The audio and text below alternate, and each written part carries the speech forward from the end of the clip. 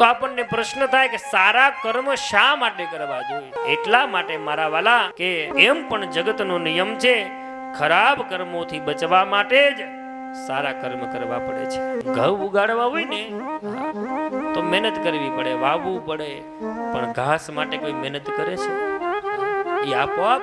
એમ લાયક બનવા માટે કાંઈ ને કાંઈ કરવું પડે છે. ઉંમર લાયક બનવા માટે ક્યાં કાંઈ કરવું પડે છે? કોઈને ખાટલામાં નાખી દેવામાં આવે તો પણ 60-70 થઈ જાય. નિશાળે બાળકને એટલા માટે મોકલવામાં આવે છે કે વિદ્યા અભ્યાસ કરી અને કાંઈક જ્ઞાન અર્જિત કરે. લાયક બનવા માટે સ્કૂલ છે, વિદ્યા અભ્યાસ માટે છે.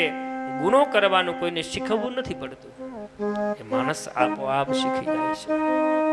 કહેવાનો તાત્પર્ય માત્ર એટલો છે કે આપણે એટલા માટે સારા કર્મ કરવાના છે કે આપણાથી કોઈ ખરાબ કર્મ ન થઈ જાય. ખરાબ કર્મ ન થઈ જાય એટલા માટે સારા કર્મ કરવાની. અને આયા તો ત્યાં સુધી ટકોર કરી કે નિવૃત્તિ ઉપર વિકૃતિની વધારે અસર પડે છે. તમે જેમ જેમ નિવૃત્ત બનતા જાવ એમ વધારે ને વધારે ધર્મ કાર્ય સાથે જોડાતા જાજો. જો સંગ દોષ થઈ જશે ને તો નિવૃત્તિમાંથી વિકૃતિ તરફ તમે જતા રહેશો.